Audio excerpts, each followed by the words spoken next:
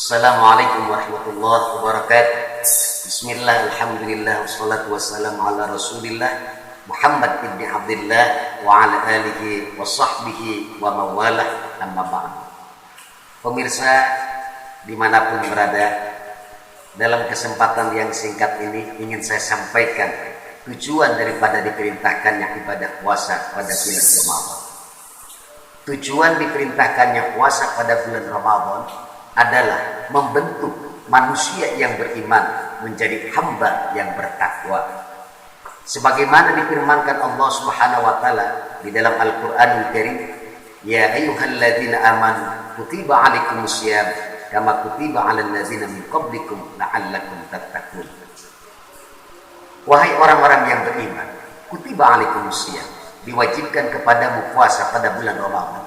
Kama kutiba 'alal ladzina min qablikum la'allakum tattaqun, sebagaimana diwajibkan terhadap orang-orang sebelummu, la'allakum tattaqun, supaya kamu menjadi orang-orang yang bertakwa. Maka di dalam ayat ini jelaslah sekali bahwa tujuan daripada diperintahkannya ibadah puasa adalah membentuk orang mukmin supaya menjadi muttaqin, orang yang beriman supaya menjadi orang yang bertakwa. Berbeda ibadah puasa ini dengan puasa-puasa orang-orang yang non-muslim. Kalau Allah Subhanahu wa taala memerintahkan ibadah puasa kepada orang beriman supaya menjadi hamba Allah yang bertakwa, sementara orang-orang kafir melaksanakan ibadah puasa bukan tujuannya untuk menjadi hamba yang bertakwa. Karena mereka ketika melakukan puasa, maka pertama litaskini ghadabi alihatihim, supaya merendam kebenduan, kemurkaan, kebencian Tuhan-Tuhan mereka yang mereka sembah. Jadi ketika mereka tahu bahwa Tuhannya ini murka, maka mereka akan melakukan puasa. Dan orang yang beriman tidak demikian.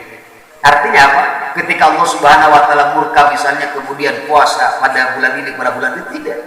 Allah Subhanahu wa taala memerintahkan kepada orang yang beriman itu supaya puasa setiap tahun pada bulan Ramadan. Orang kafir berbeda. Ketika mereka puasa dengan tujuan tadi itu, pertama apa? Supaya merendam kemurkaan Tuhannya. Yang kedua, mereka untuk mencari keridhaan Tuhannya. Ya. Jadi mereka itu untuk apa? Ibadah puasa itu untuk Tuhannya, bukan untuknya. Sementara Allah Subhanahu wa taala memerintahkan kepada kita semua untuk melakukan ibadah puasa pada bulan Ramadan, manfaatnya, kembalinya bukan kepada Allah tetapi kepada kita. Hal ini tertuang di dalam Al-Qur'an tadi yang telah saya bacakan, la'allakum tattaqun, supaya kamu menjadi orang-orang bertakwa di masa yang akan datang secara kontinu. Nah, ini kita pahami dari kalimat ta'ala, yang asal-muasalnya kalimat ta'ala itu dimakna taraji, untuk mengharapkan, kalimat ta'ala.